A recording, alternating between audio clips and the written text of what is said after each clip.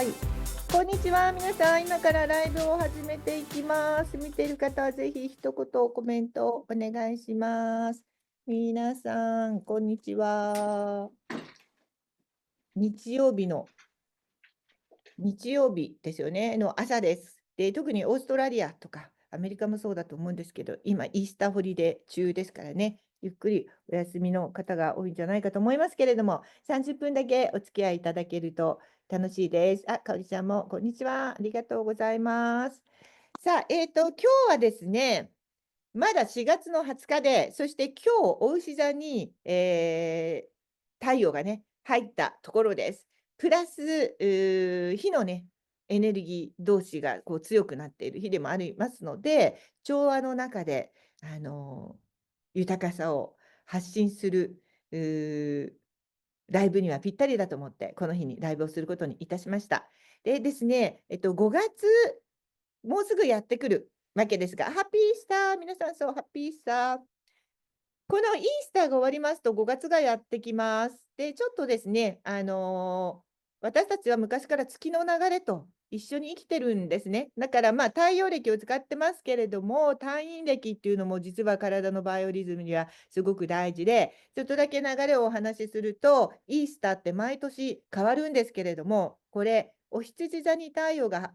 入る日も毎年ちょっと変わりますよね。その日を春分としていて、春分も毎年変わるのと同じように、春分に太陽がお羊座に入る。そのお羊座に入って、一番最初にやってくる満月。これがこの間13日の天秤座の満月でしたけど、この満月から一番最初にやってくる日曜日。わかりますか？ついてきてますか？この日がイースターサタデーサンデーなんです。which is today ということです。で、こんな風に昔からね、実は私たちって、天体の動きとともに生きてるんですよ。それが一番健康に豊かに生きれる生き方なんですよということです。だからやっぱり占星術っていうのは知らないようにも知っといた方がいいし、まあ、これから数ヶ月の自分の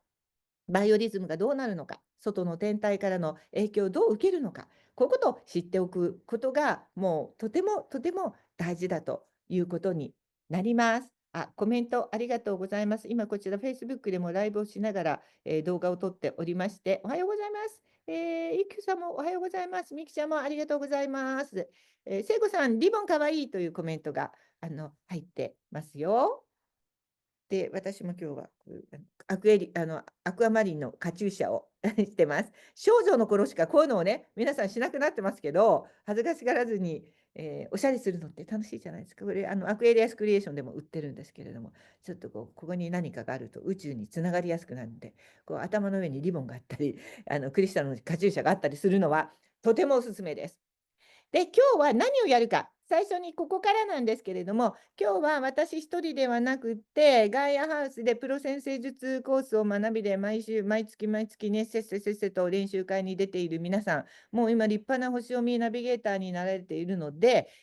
皆さんと一緒に進めていきたいと思います。で、すでにですね、実は YouTube の方では前半5月ってどんな天体の動きがあり、どんな流れがあるのかをお話ししています。で、ここはもう後半でその続きで、じゃあそれ、12星座別に分けたら、特にどんな、5月になるのということで、5月には12星座別にこんなことが起こりそうっていうことと、それからなんでまあこういうふうにすればどうですかというアドバイスをお届けしたいと思います。で本当はですね、最初に言っておくと、本来はやっぱり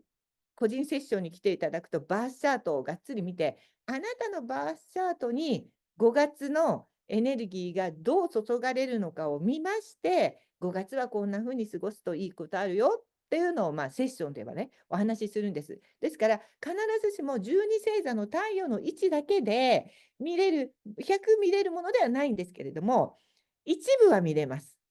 ですから、まあ、今回は個人セッションではないので、皆さんご自身の太陽星座の位置で見てください。まあ、人によっては、月星座の位置や水星や木星の方が強い人も多いんです。私なんかは水星の位置が一番強いから、でも私は水星も双子座なんで分かりやすいんですけど、だからそういうね、のはあります。ありますが、まあ、ここで皆さんに公開でね、お話しできるのはやはり太陽星座ということになります。あ、美穂さんもおはようございます。ありがとう。かおるさん、おはようございます。由美子さんかな。ありがとうございます。たくさん見ていただいてありがとうございます。ではですね、ちょっと前半に話しているとはいえ、5月流れ、簡単にだけいきます。それはですね、5月にはまずとっても素晴らしい1年に1回しか起こらないことがあります。それが宇宙と地球との間に光の道ができるのは1年に1回だけ。それが上作の満月と呼ばれている満月の日です。それが5月に来ます。それから双子座の新月があります。これは特に仕事、ビジネスをやっている人、なぜならば双子座のマーキュリー、双子座の位置っていうのは、マーキュリーというビジネスの神様の王国でもあるんですね。なので、毎年双子座の新月っていうのは、新月図というのは、その人がこっから先、仕事をやるとしたら、どういうことを気をつけると拡大していくのかっていうことが、決まっていくような月なんですね。それからもう一つは、次々と天体が何百年、百何年ぶりとかに移動していますけれども、去年の11月の20日に、冥王星が移動しましたね、水亀座に。そして、先月30日に海王星が移動しました。164年、5年ぶりに移動しました。そしてこの後、天王星が7月に84年ぶりに双子座に移動するんですが、もう一個大事な天体がありまして、それが土星なんですね。今言った4つの天体の中で、実は個人の人生に一番影響を与えるのは、冥王星でも海王星でもなく土星です。この土星が29年ぶりにお羊座に戻ってきます。これも5月。こんだけたくさんのことが起こりますので、これぎゅっとまとめるとですよ、やっぱり宇宙に愛されている人が同じことをやっていても上に行くことは確かです。なんか怪しいスピリチュアルな話ではなくて、同じステータスで同じように努力して同じクラスをラウンチしているのに収穫できる人とできない人がいる事実があるのは皆さんご存知じゃないですか。じゃあ何が違うのって、宇宙に愛されて応援されていると周波数が高くて、やっぱり高い人がそれをこう受け取っていくんですね。だから宇宙に愛される生き方をするということは、まず必須なんです。ビジネスでも何でも。そのチャンスが5月です。5月に1回だけ宇宙の扉が開いた時に宇宙が皆さんを見ます。その時にどの人を応援すれば宇宙の意図を汲み取ってくれるんだろうっていうのが見えるわけです。なので5月の過ごし方が大事。ということで、どうしよう、ドキドキしてるかもしれませんけど、大丈夫です。今からどうすればいいか言いますから。それをすればいいだけなので、皆さんはアドバンテージをね、持つだけなので、12星座別に行ってみたいと思います。で、まずその前にですね、せっかくなので、最初に一言ずつでいいので、今日お手伝いいただく方、聖子さんから簡単に自己紹介をお願いします。はい、オーストラリア・ブリスベン在住のセイコです。みんなから、年齢問わず、みんなのお母さんと呼ばれています。よろしくお願いします。どうぞ。本はい。当にそうです。ふみかさん、どうぞ。はい、アメリカに住んでます。ふみかです。よろしくお願いします。はい、かなえさん。はい、東京におります。かなえです。よろしくお願いします。はい。他にも、星読みナビゲーターのね、ガイアースの皆さんいっぱいいらっしゃるんですけど、今回はこのメンバーでお届けしたいと思います。ではですね、早速なので、お羊座から行ってみたいと思います。で、お羊座は私がご案内しますね。お羊座さんは、金星、火星、海王星が5月はお羊座にいるんです。で、追い風です。そして後半になると土星も移っていくということで、どう考えたってお羊座さんにスポットが当たるわけですね。それから双子座の新月の影響もあります。これから双子座の新月もすごくポジティブに働きますので、魅力的なキャラクター、お羊座さん、ほとんど皆さん、すごくユニークで個性的なキャラクターを持ってるんです。出してるか出してないか、自分で気づいてるか気づいてないかは別ですよ。でも、絶対持ってます。1万2000件私はセッション経験があるので、全お羊座さん、漏れなく、ちょっと魅力的でユニークなキャラクターを持ってる。そこにすごく光のスポットが当たります。ですから、ここを意識していれば、人気運もモチベーションもどんどん上がっていく月なんですね。ただし、この上作の満月の影響の時には、まだ解消されていない感情の問題とか、特にお金の問題っていう課題がすごく浮き彫りになってくる可能性があります。それがお羊座に今月起こることです。なので、ここではせっかく土星の応援も入るので、この影響で成熟した自分の人生の責任感として、この問題を、責任感を芽生えさせる出来事として捉えていただけると、ぐっと宇宙に愛されます。じゃあ、こんな感じで、続いてじゃあ、お牛座はふみかさんにお願いしていいでしょうか。はい、5月のお牛座さんは改革を表す天王星とお牛座にやってくる太陽の影響でセルフイメージに変化が生まれそうです。この機会に人間関係のバランスやあなた自身の価値観っていうものをしっかり見直してアップデートしていくことで宇宙に愛される5月になりそうです。土星の影響で見えないプレッシャーを感じやすく、ストレスが溜まりやすいことがありますので、意識してリラックスする時間を持つように心がけると良さそうです。そうですね。やっぱり、ね、ストレスっていう影響は受けますし、お牛座さんはもともと受けやすくもあるので、定期的な休憩って必要ですよね。じゃあ続いて双子座、which is my sign なので、私が、じゃあ、これ双子座さんはですね、あなたの上昇を何らかの形で、そこそこ上昇してる、私もかなりいい線いってると思ってるんですけど、本当はもっといけるのに、妨げていたものが見えるっていう、犯人がわかるっていうことが起こります。多分、人間関係。トキシックな人間関係。なんかこっそり陰であなたの足を引っ張っていた相手みたいなのが分かってくるという出来事がありますね。で、それはそれで自然に浄化されていくもの、なくなっていくものは、だから引き止めない方がいいわけです。それが、原因になってるから。その知らない間にネガティブなものを持っているとつながってるだけで、自分はポジティブなのに、その影響でこう足を引っ張られるっていうこともありますので、双子座は本来すごい軽やかで、思い悩んだりしないのがいいところだから、その余計なね、ものを悩むようなことをこう手放していくっていうことができると、とてもいいエネルギーになると思いますし、特に満月周辺では日常のルーティンとか、日常のパターン、なんかうまく回ってないからできてないことがあるんで、ちょっと見直すと整理されて、時間も一番大事な人とのコミュニケーション、これが取り戻せると思います。だからそのダラダラしてると必要ないところにつながってる、大事なとこだけにつながればいい。そのためにこう人間関係をね、ちょっと切り捨てていくっていうことも大事だと思います。では、蟹座さん、リボンの可愛い聖子さん、はい。シンディ・ローパーのコンサートこの間行ったんだよね。それでそう買ったの。なんです。フェアウェルコンサートで、ちょっと 80s で行こうって言って友達とドレスアップして、それがすごいめちゃくちゃ楽しかったんですよ。で、これ普通になんかおもちゃ屋さんみたいなところで買えるやつなんですけど、これつけると本当にこう、宇宙からメッセージがそうです、そうです。降りもうアンテてきたナみたいな。ような感じになるの頭になんかつけで。るっていいです。別のなんはい。か前もお話ししてますけど、頭にはい。クリスタルとかリボンとか、そういうこうポジティブなエネルギーのものをつけると宇宙からはい。見つけられやすくなるんで、私もセッションの前の原稿を作るときはいつもクリスタル頭にくっつけて、この状態でやってます。はい。なので、ボロボロになるまで使います。はい。では、5月の蟹座さんへのメッセージです。これまで周りへの思いやりを大切にしてきたあなたは、夢の実現に向けて一段階ステージアップするチャンスが訪れそうです。満月の頃には感謝の気持ちをしっかり受け取り表現することを意識してみるといいでしょう。また新月にはふと浮かんだ直感にヒントがありそうです。あなたの才能やキャリアがさらに輝く可能性に気づけるはず。5月は心をオープンにして素直に受け取ることが宇宙からのサポートを受ける鍵になりそうです。以上、蟹座さんへのメッセージです。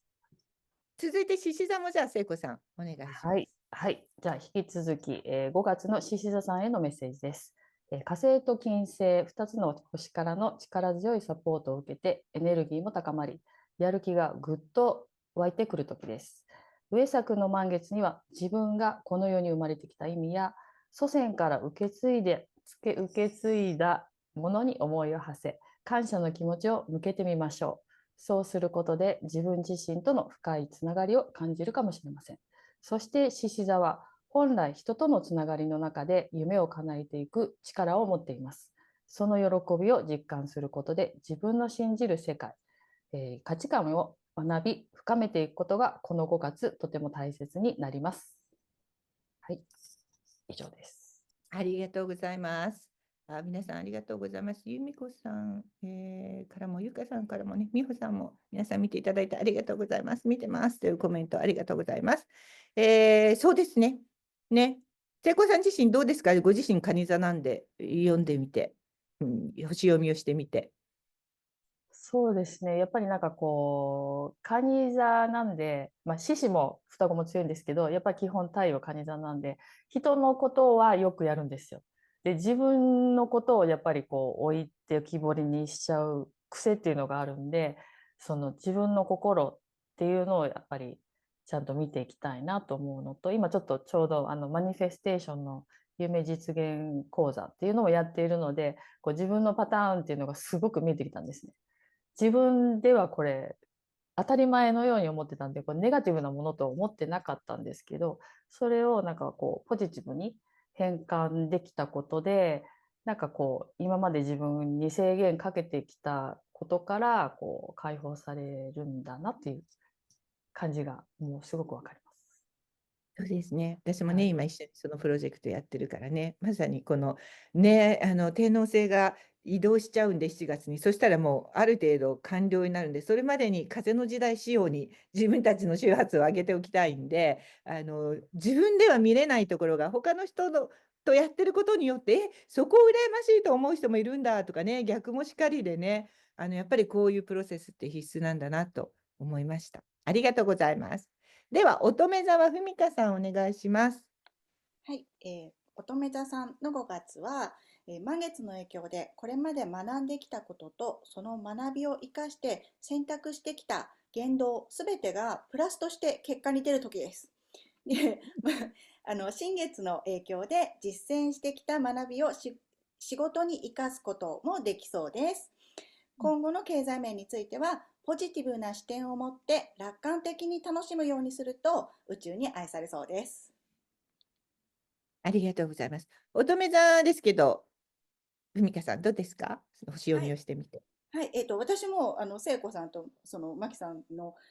マニフェクス、言えうん。ない、マニフェステーションプロジェクトに参加してて、マニフェステーショマニフンね。ェステーションプロジェクトに参加してて、先ほど聖子さんがおっしゃったように、どんどんうん。自分の知らない自分が出てきて、うん新しい発見をしていく。で、うん。この占星術の星読みうんとかもそうなんですけど、うん。こういう学んできたことをこういうふうに生かして、今まさに生かしてるっていう感じだと思うんですけど、こういうふうに生かしていくことがうん。最近すごくできてるなって思ってます。うん。そうですよね。まさに今、乙女座ってそういう、実はこの中では、ふみかさんは一番、つい最近に、プロセン星術コースを学び始めたところなんです。でも、すごく自分で真剣に取り組んで、こんな風に、それ前まで先生術の何も知らなかったし、初めてセッションした時は、スピリチュアルの素の字も知らなかった方が、こうして今、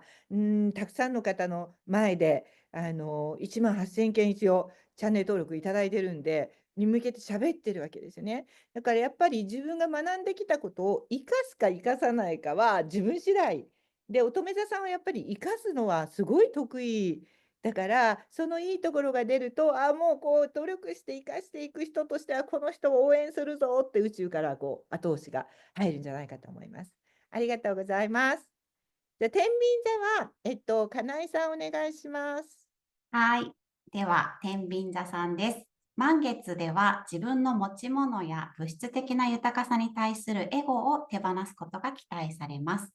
無理やり取り上げられる前に自ら積極的に手放しましょう。新月の影響でこれまで学んできたことを目に見える数字など物質的な目標のためだけではなく、目に見えない内面的な成長や変容のために活かせたかという問いかけもありそうです。お羊座の土星をはじめとする天体のエネルギーが強いので、人間関係において天秤座さんの強みである寛容さや調和をさらに発揮して成長させる意識を持つと良い時期です。以上です。ありがとうございます。なんかですね、これ実は、今回じゃあ12星座は一人じゃなくて、何かに手伝ってもらおうかなと思って、じゃあ日程があって手を挙げてくださった方たちで、いつも交流している方たちなんですけど、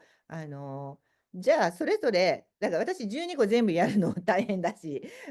まあ面倒だし、まあ、じゃあやってもらうと、じゃあ2個ずつ担当してくださいって言ったら、全員がこう自分のやりたいのをピックしたんですよ。で、面白いのはやっぱり、まあ、もちろん自分の星座は1個目ピックされてるけど、2個目はどれでもいいわけなんですけど、なんかやっぱりそれぞれがぴったりのを選ばれていて、聖子さんも蟹と獅子っていう感じだし、かなえさんは魚座なんで、この後魚座もやってもらうけど、魚と天秤が自分では読みやすかったんだとやっぱり思うんですね。自分自身に。やっぱり調和とか精神的なところにある豊かさとか、やっぱりそういうのを大事に、もちろん物質的も大事なんだけど、やっぱりそのサインによってこれを大事にするっていうのは決めてその日に生まれてきてるから、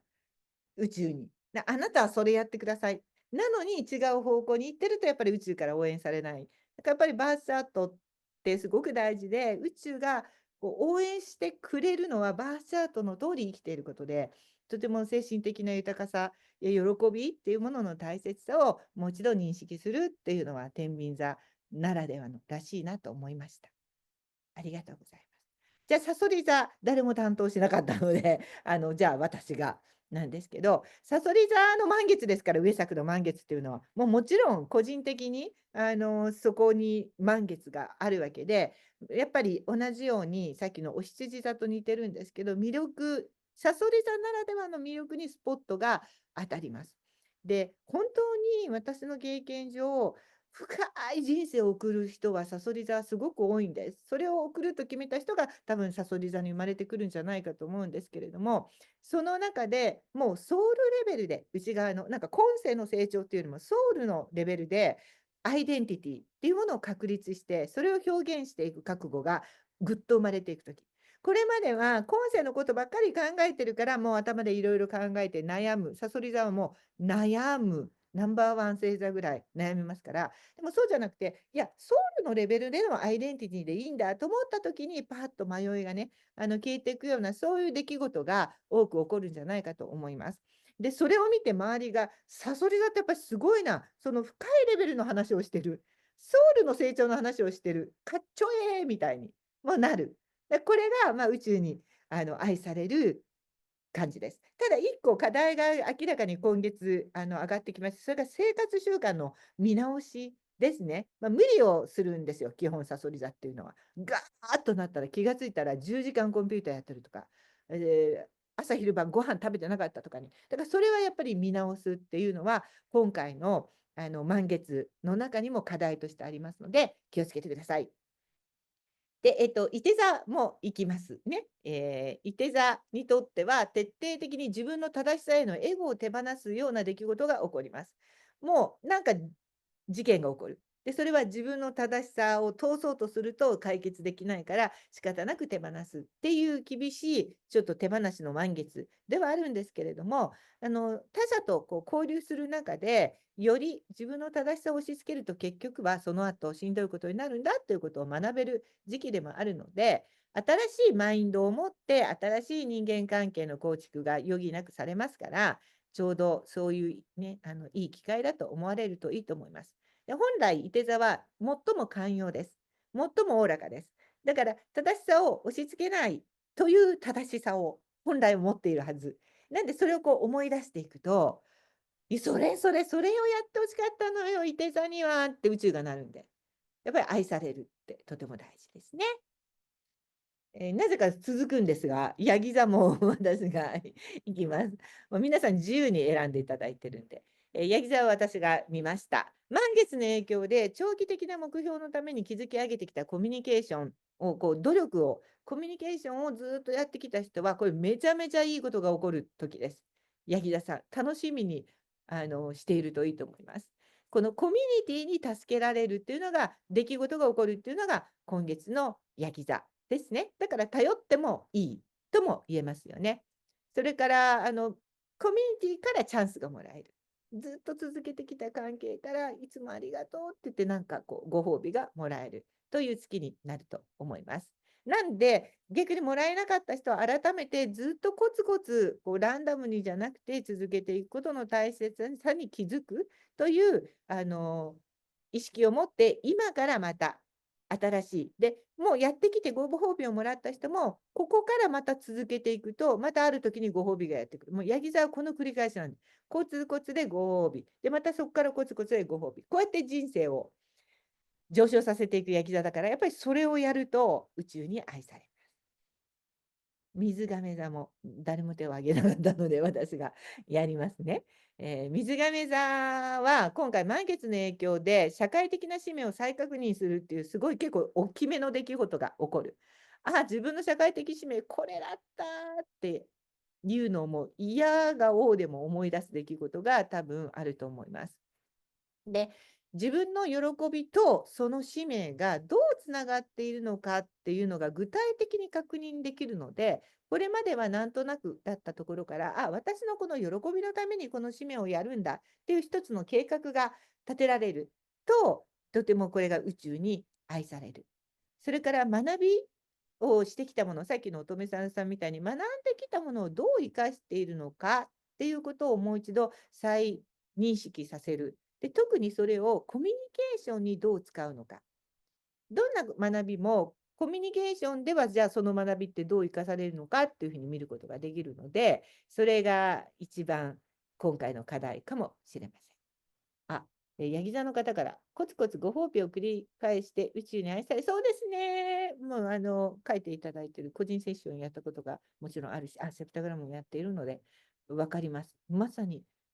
コツコツ続けてきているので、それこそ助けてあげたいと思うし、宇宙だって同じなんですよね。なんかチャンスをあげたいと思うし、そういう生き方もとても素敵な生き方ですよね。12星座別のアドバイスを楽しみにしてました。課題が明確になって5月の乗り切れ方が知れて嬉しいです。ありがとうございます。またそういうポジティブな考え方がとても素晴らしいと思います。では、魚座、かなえさん。はい、魚座は満月の影響もあり、精神的な豊かさや成長を実感する出来事が多く起こりそうです。また、これまで学校では教わらないような学校を超えた学びを実践してきた人は、その学びを経た自分だからこそ実を結ぶことがあるということが実感できる出来事も増えそうです。自分自身の静かな信念も明確になるかもしれません。それが今後のあなたの人生の土台となっていきそうです。以上です。ありがとうございます。これも双子座の私が超早口で喋っていて、魚座のかなえさんがとったスピードがあれだから、見てる人は、今これ超絶できるじゃん。番組変わったのと思うかもしれませんね。私が早すぎるから、2倍速じゃなくて、0.5倍速で見る人も私の YouTube 多いですけど、ここになると今度は2倍速に変えるかもしれない。でもそこがまた魚座さんのいいところですけど、どうですか魚座のかなえさんとしては。はい、この5月の流れを見て、なんか自分が今まで、自分で自分に制限をかけてきた、まさにその精神的なとか、それこそスピリチュアルとか学校を超えた学びっていうところに全然足を踏み入れてこなかった。で、40を過ぎてからこういったことになんか少しずつ興味を持ち始めている自分がいるんですけれども、そうしてちょっとこう学んできた今になってみて、それが本当にこの通り、それが実を結ぶことがあるんだなっていうことを実感し始めているところなので、はい、なんか自分の信念というか、自分の道を進んでいこうって改めて5月思っています。毎年ね、上作の満月は1回しかなくて、本当に宇宙につながってるって感覚を持って過ごせる日なんです。ちなみにお茶会もまたやりますんで、それはちょっと有料なんですけど、その日に宇宙につながる儀式っていうのも皆さんにするといいよってお話するんですけど、別のね、動画でちょっと上げてます。丸いものを用意してとか、それを見てください。で、とても大事で、私はひょっとしたらこう春分よりも何よりも一番大事にしているのが上作の満月。で宇宙とある時に、やっぱり上作の満月の時に対話をして、ある時本当に受け取って、やっぱりこういうことってあるんだな、怪しいものをあんまりこう信じないタイプだった私でもあるんだな。で、その時にこうちょっと契約をした感じで、あなたがやってくれるんだったらあなたに任せますけれども、受け取りますかみたいな。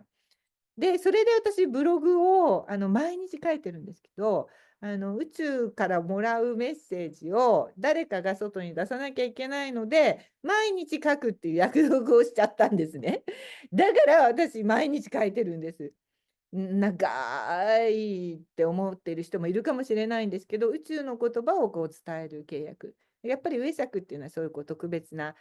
じゃあ今年はじゃあ私に何をやってほしいでしょうかっていう、私に何を期待して私のソウルを生んでくれたんですかっていうやり取りをして、それでコミットしたことを1年間、例えばちょっと辛くても、例えばしんどくてもやるみたいなコミットをしております。ということなので、本当、かなえさんも初めて会った時は、ザ・リアリティのところで生きている方ですけど、なのになんだかね、セッションに迷い込んできてくれてるわけですから、でもそこから今でこうやって私のお仕事を手伝っていただいているわけで、人生何があるか分かりません。で、このね、契約をさっきしたって言いましたけど、宇宙からもう一個受け取ったのがここにあるセプタグラムソウルジャーニーコーチングという7芒星の、これを宇宙からあるとき受け取って、これをあなたが世の中に広めてくださいっていう、ここからテキストができて、どんどん広がったのがセプタグラムソウルジャーニーのリーディングのテクニックなんですね。先生術の、カードも全部こうやって漢字点も入っているカードです。で、実はここにいる皆さんは、そのプラクティショナー、ティーチャーでもあります。で、本当にですね、これ40代後半から、50代の人が一番多いんですけど、60代の人もたくさんいらっしゃいます。前半は全くスピリチュアルの素の字も知らなかった方が、こう、ジョインしてくださって、今世界中で広げていただいてますので、ウェルカムです。今これを見ている方で、私もその仲間に入って一緒に盛り上げたいなという方は、ぜひぜひですね、私のところに問い合わせをしてください。で、今日はここを見ていただいている皆さんに1枚引きでこのセプタグラムからのメッセージもお伝えしたいと思います。1枚引きドキドキしますね。じゃん。6です。愛の。これ6っていうのは本当に自分自身が愛に満たされていっぱいいっぱいになって、それを外側に惜しみなく循環させていく数秘術のカードでもあるんです。赤ちゃんが真ん中に、これ妊婦さんのイメージ、これ絵面も全部受け取って宇宙からこういうカードを作ってください。6は真ん中に妊婦さんのように赤ちゃん描いてください。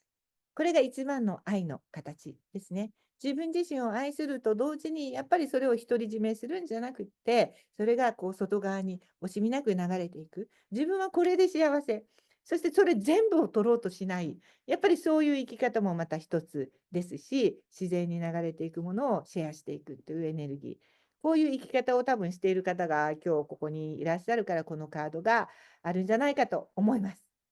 他の方にも一つずつ。じゃあ、かなえさん、どうですか？自分自身を愛することもすごく大切にして、なんか自己犠牲的ではなくて、自分がハッピーであると、やっぱりその自分の周りにいる人たちもそれが素敵だなって思ったりとか、ニコニコが伝染していくっていうようなイメージ、エネルギーを受け取りました。なので自分もハッピーに愛していきたいと思います。そうですね。素晴らしい。ふみかさん、どうでしょう？はい、私も自分だけが人のためだけにやっていることだけじゃなくて、自分も大切にして人も大切にすることで、それが全体も大切にすることが地球全体を平和にして、幸せなエネルギーを世界を満たすことになるんじゃないかなっていうメッセージを受け取りました。聖子さん。はい、すごい締めが一番ドキドキするんですけど、皆さん全部共通してるんですけども、言ってくれちゃってるんで、もう最後これかなと思うんですけど、やっぱり自分が生まれてきた意味っていうのを改めて確認するといいんじゃないかなって思ったんですね。っていうのはやっぱり命を授かるとか生まれるってやっぱ奇跡なんですよ。でその奇跡が自分たち今当たり前になっちゃってこう自然だったり人にこうきつく当たっちゃったりしてるけど、やっぱり私たちは奇跡の中で生かされて生まれてきたっていうその意味を確認して、やっぱりその愛っていうのを再確認するといいのかなって思いました。そうですね。よくさっき言ったように、これはこう今から生まれていくっていうエネルギーもあるから、私たちはやっぱりこう自分で生きてるような偉そうに思う時もあるし、もっともっともっとお金、もっと物、もっと大きな家、みたいなことばっかり考えてる時もあるけど、この6っていうのは、本当に今、聖子さんが言ったように、生まれてきて、今日も生きているっていうことは奇跡の連続で、そのことにまず感謝や喜びを、なんか十分持ってるんですよね、生きていくためのものは。なのに失うことを恐れたりしてるけど、いや、もっと減らしたって生きていけるし、本当のところは。なんかそういうことに気づくっていうのも6のカードの意味じゃないかと思います。最後にコメントが入ってたので、いて座の方から、自分の正しさを押し付けない、新しいマインドを取り入れる、気をつけます。相手優先。これもね、ちょっと話すと長くなるからあれなんですけど、ぜひ、こういうのを幸せ、革命、マニフェステーションをやってると分かるんですけど、自分を優先させる、相手を優先させるというもう意識とかからこう自由になっていくっていう感じですね。だって自分の正しさを押し付けないことが自分の喜びなんだもの。そこに調和があることが。だからそうすると何も相手を優先させてしんどい思いをする必要はもちろんないけど、それがしんどいと思わなくなっていくイメージですかね。簡単に言うと。そこにこういけるのがこの5月正念場なのかもしれません。シェアありがとうございます。なるほど。確かに全ては奇跡ですね。そうですね。なので、すごく簡単に言うと、イエ作の満月は感謝する日なんです。今日も生きていること、大切な人たちがここにいること、生きていること、地球上に今存在していることに感謝をする。それが共通で宇宙に愛される生き方です。ということです。ということで、この辺で、